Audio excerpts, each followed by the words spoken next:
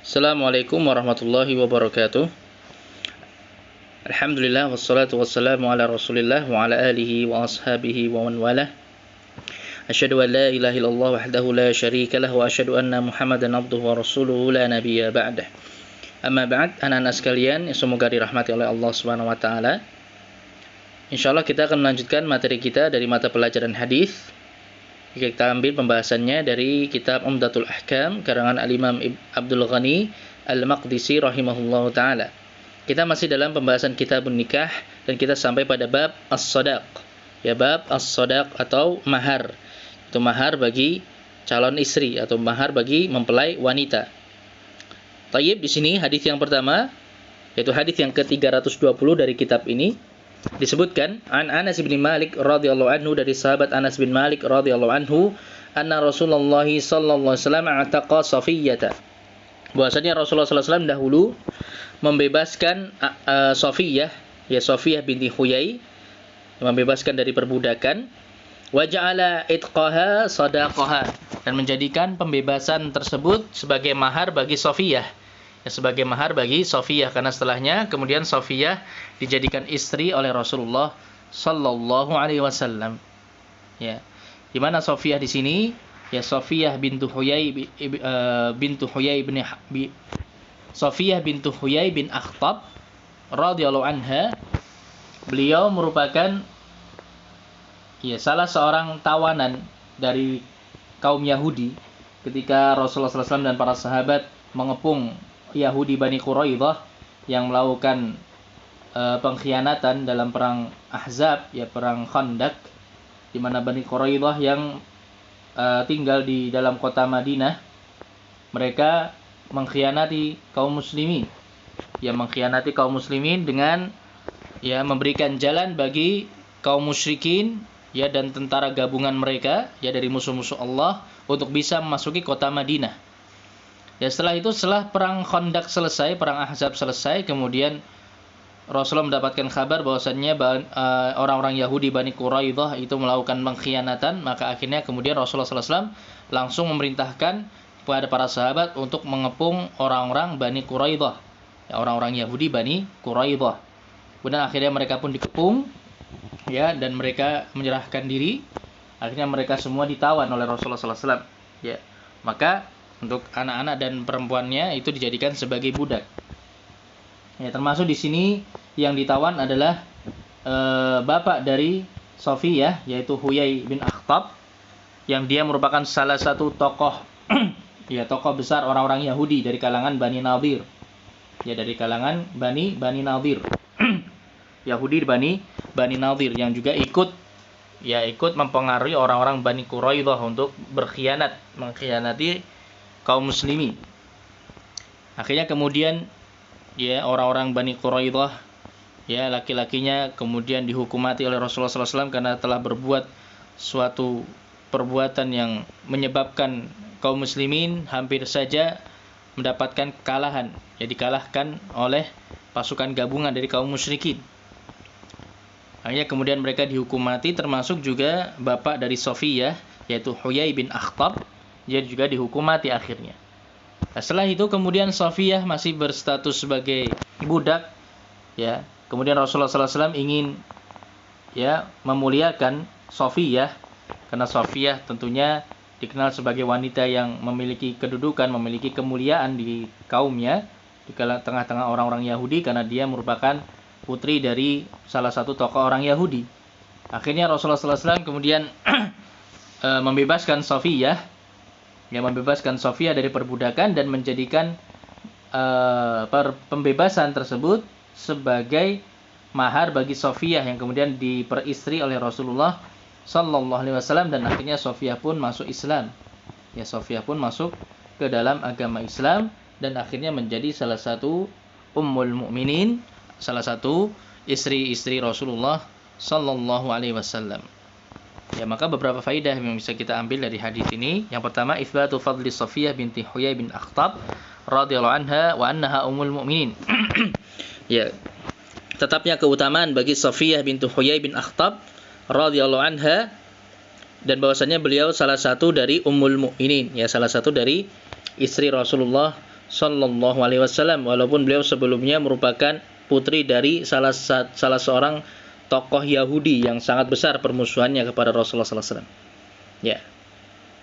Nah, tapi ini merupakan keutamaan bagi beliau dan tentunya ini merupakan taufik dari Allah Subhanahu wa taala sehingga beliau pun mau masuk ke dalam agama Islam, bahkan menjadi salah satu istri Rasulullah sallallahu alaihi wasallam. Kemudian faedah berikutnya, jawazu ja'lis shadaq amran ma'nawiyan. Bolehnya menjadikan sesuatu yang bersifat maknawi itu sebagai mahar. Ya, karena yang dijadikan mahar oleh Rasulullah SAW adalah pembebasan Sofiyah dari perbudakan. Ya, jadi pembebasan Sofiyah dari perbudakan ini menjadi mahar bagi Sofiyah, ya, untuk dijadikan istri oleh Rasulullah Sallallahu Alaihi Wasallam. Jadi merupakan perkara yang maknawi, ya, bukan sesuatu yang nampak, ya, ada wujudnya, tapi sesuatu yang bersifat maknawi, yaitu kebebasan, ya, kebebasan dari perbudakan. Baik. Kemudian faedah yang terakhir yang disebutkan di sini, jawazu al-'itqu bisyartiz zawaj. Ya, wa yaj'al al-'itqa sadaqan.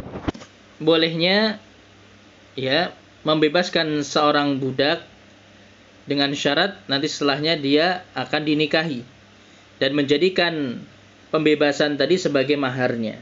Ya, sebagaimana dilakukan oleh Rasulullah sallallahu alaihi wasallam, dan ini pendapatnya ulama Hanabilah, ulama dari mazhab Hambali. Adapun jumhur ulama mengatakan hal tersebut tidak diperbolehkan.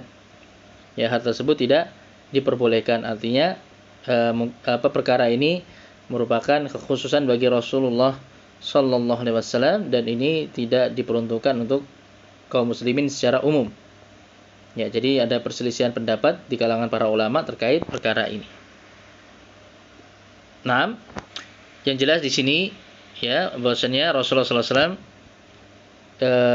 menikahi Sofiyah itu dengan mahar. Ya, dengan mahar, yaitu maharnya adalah dengan pembebasan Sofiyah dari perbudakan. Baik, kemudian hadis yang berikutnya, hadis yang ke-321, an Sahal ibn Sa'ad As-Sa'idi radhiyallahu ta'ala anhu anna Rasulullah sallallahu alaihi wasallam ja'atuhum ra'atun. Dari sahabat Sahal bin Sa'ad As-Sa'idi, bahwasanya Rasulullah sallallahu alaihi wasallam pernah didatangi oleh seorang wanita. Faqalat, kemudian wanita tersebut berkata kepada Rasulullah, inni wahabtu nafsi laka. Wahai Rasulullah, aku menghadiahkan diriku untukmu. Ya, jadi wanita ini menawarkan dirinya untuk Rasulullah sallallahu alaihi wasallam untuk dijadikan sebagai istri bagi Rasulullah sallallahu alaihi wasallam. Ya, faqamat tawilan. Wanita tersebut kemudian berdiri, ya, berdiri cukup lama, ya. Karena Rasulullah sallallahu alaihi wasallam tidak kunjung memberikan jawaban. Faqala rajulun, kemudian ada salah seorang lelaki yang mungkin juga hadir ketika itu, ya, kemudian berkata kepada Rasulullah, ya Rasulullah, wahai Rasulullah, zawwijniha, nikahkan aku dengannya, ya, nikahkan aku dengan wanita tersebut. In lam yakun laka biha hajah, apabila engkau tidak memiliki hajat terhadapnya. Apabila engkau tidak memiliki hajat terhadapnya, artinya apabila engkau tidak ingin menikahinya, maka nikahkan saja saya dengannya. Faqala, kemudian Rasulullah sallallahu alaihi wasallam menanyakan kepada lelaki tersebut, hal indaka min syai'in tusdiquha, apakah engkau punya sesuatu untuk jadikan mahar baginya? Ya. Apakah engkau memiliki sesuatu untuk engkau jadikan mahar baginya, bagi wanita tersebut? Faqala ma indi illa izari hada, aku tidak memiliki apapun kecuali sarungku ini. Ya, kecuali kain yang aku jadikan sebagai pakaian ini saja. Hanya ini aku miliki. Faqala Rasulullah sallallahu alaihi wasallam, maka Rasulullah sallallahu alaihi wasallam mengatakan, izaraka in a'taitaha jalasta wala izara lak faltamis syai'an. Ya, apabila engkau memberikan sarungmu itu, kainmu itu kepadanya sebagai mahar, maka engkau enggak punya pakaian untuk engkau pakai. Ya, faltamis syai'an, maka carilah yang lain. Ya, carilah mahar yang lain. Qala, kemudian laki tadi mengatakan, ma ajid, aku enggak dapati apapun wahai Rasulullah. Qala, kemudian Rasulullah kembali mengatakan, iltamis walau khataman min hadidin, carilah mahar walaupun hanya cincin dari besi. Walaupun hanya cincin dari besi, ya bukan dari emas, bukan dari perak, cuman dari besi. Ya. Ini tentunya bukan suatu yang mahal, ya.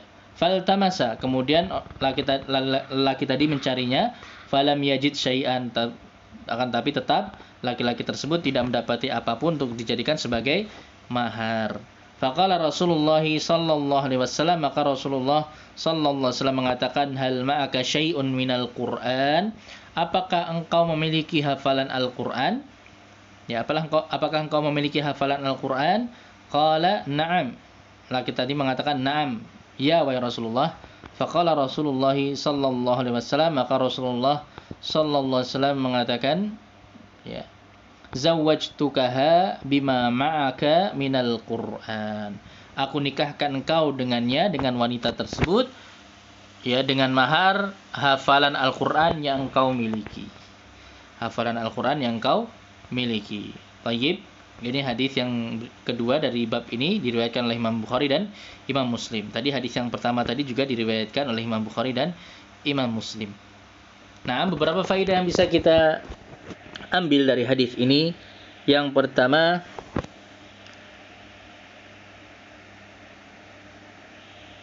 ya, In'iqadun nikah bilafdil hibbah. Ya, terhasilkannya akad nikah dengan lafadz hibbah.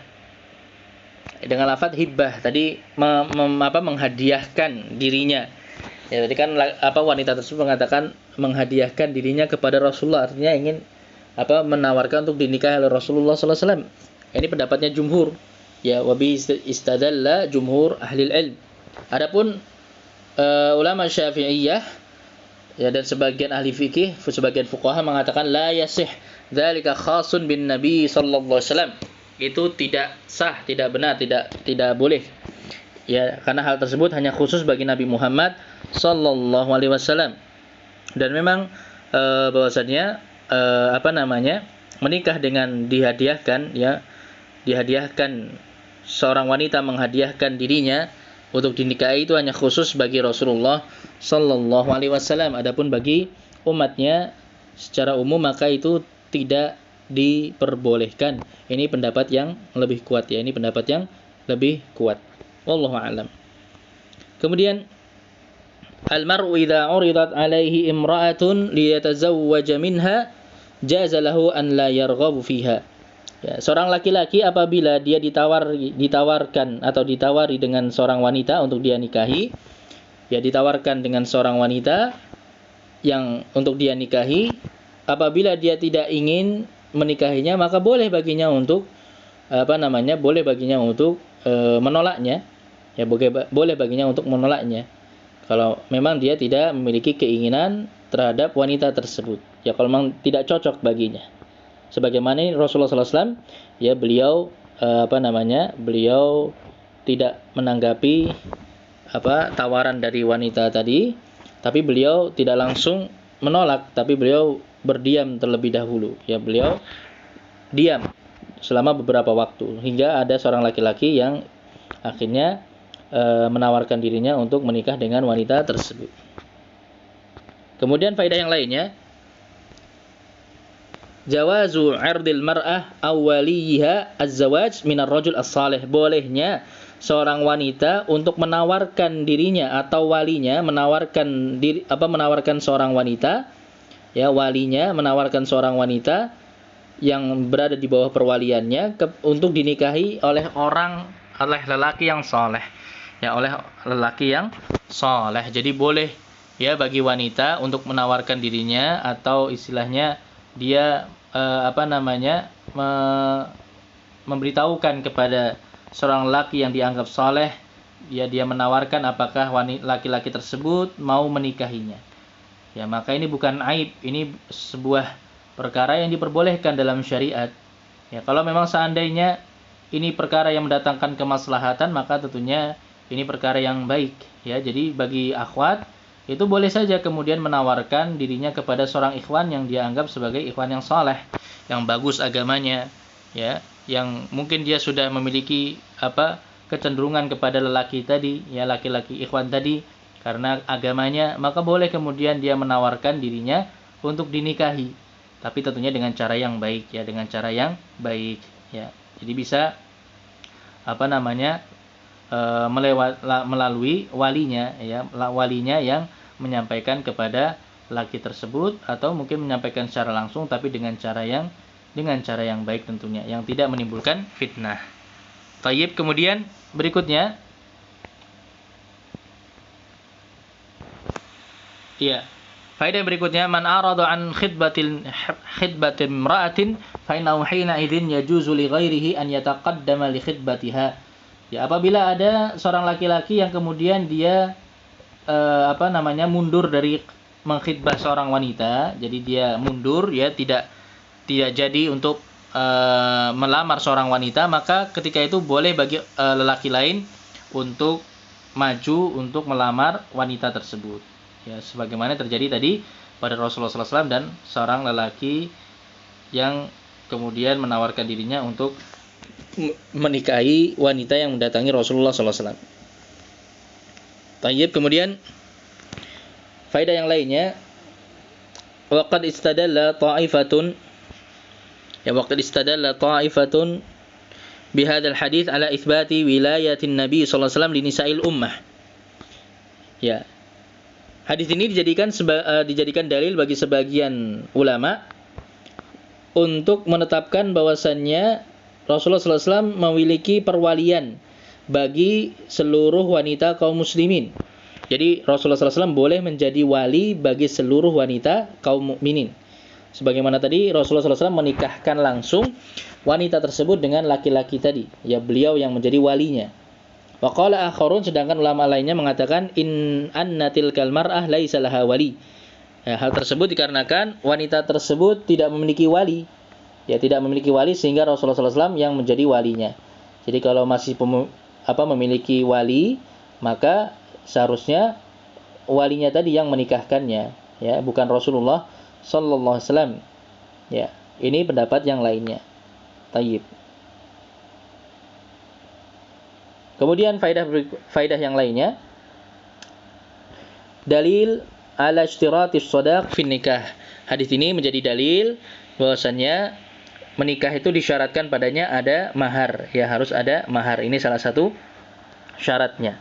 Salah satu syarat pernikahan itu harus ada mahar. Ya, harus ada mahar yang diberikan kepada pihak perempuan. Tayyib. Kemudian faedah yang lainnya, ya, ketika Rasulullah mengatakan in a'taitaha jalasta wala izarolak, kalau engkau berikan kainmu tadi kepada wanita tersebut, maka akhirnya engkau tidak punya lagi kain untuk menutupi auratmu. Jadi engkau tidak memiliki pakaian nanti kalau engkau berikan kepada wanita tersebut. Maka dari ucapan Rasulullah di sini terdapat dalil bahwasannya namanya mahar atau shadaq itu diberikan kepada perempuan, yang diberikan kepada mempelai wanita, dan itu merupakan hak, ya, hak mutlak wanita tersebut, ya, hak mutlak wanita tadi. Jadi menjadi milik wanita tersebut, ya, dan sang suami tidak boleh mengambilnya lagi, tidak boleh memintanya lagi, kecuali kalau sang wanita atau istrinya tadi kemudian mengikhlaskan untuk diberikan kembali kepada suaminya. Baik. Kemudian faedah yang lainnya juga di sini, bolehnya menjadikan cincin dari besi sebagai mahar dalam pernikahan, ya, sebagai mahar dalam pernikahan. Jadi mahar itu tidak perlu sesuatu yang mahal, ya, tidak perlu sesuatu yang mahal. Yang penting sesuatu yang memiliki nilai, ya, walaupun itu hanya berupa cincin dari besi, ya, cincin dari besi. Taib. Jadi bisa dikiaskan kepada yang lainnya. Intinya mahar itu selama memiliki nilai, ya, itu tetap sah dan tidak perlu mahal, ya, tidak perlu mahal. Kemudian yang lainnya, faedah yang berikutnya bisa kita sebutkan di sini, ya, ada jawazu labsul khatam minal hadid wa adamul haraj fihi. Bolehnya seseorang untuk memakai cincin dari besi, laki-laki maupun perempuan, ya, dan tidak ada larangan dalam hal ini. Laki-laki juga boleh yang memakai cincin dari besi. Tayyib. Kemudian faedah yang lainnya bisa kita sebutkan di sini ada jawazu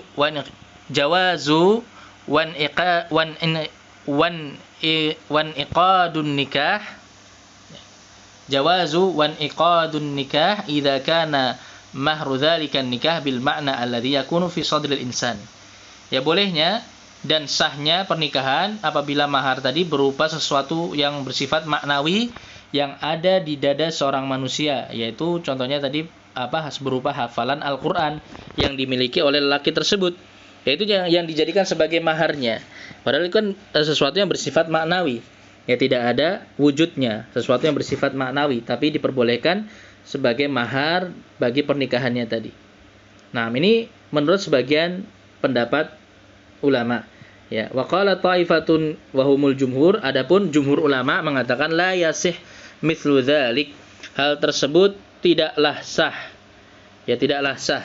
Kemudian jumhur mengatakan, ya, wa ta'awwalu hadzal hadits ala anna al-murad bihi anna az-zawj sayaqumu bi ta'limil mar'ah tilkal ayat minal Qur'an. Ya, para jumhur ulama menjelaskan bahwasanya hadis ini ditafsirkan bahwa laki-laki tersebut nanti dia tidak hanya menjadikan mahar tadi hanya sebatas hafalannya saja.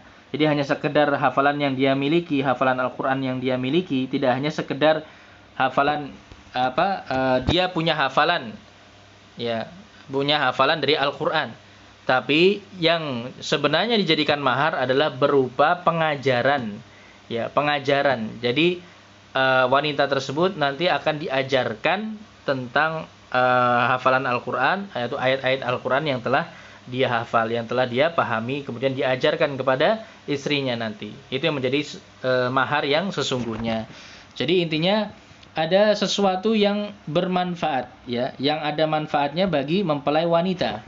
Yang ada manfaatnya bagi mempelai wanita. Jadi harus ada manfaatnya, ya. Jadi mahar tersebut harus sesuatu yang bermanfaat walaupun itu hanya bersifat maknawi. Nah, ya, maka ini pendapat jumhur dan ini pendapat yang lebih kuat, ya. Jadi kalau misalnya, ya, terkadang kan kita dapat cerita kalau misalnya ada seorang akhwat, ya, dia meminta maharnya hanya hafalan, misalnya hafalan surat Ar-Rahman misalnya. Ya, hafalan surat Ar-Rahman.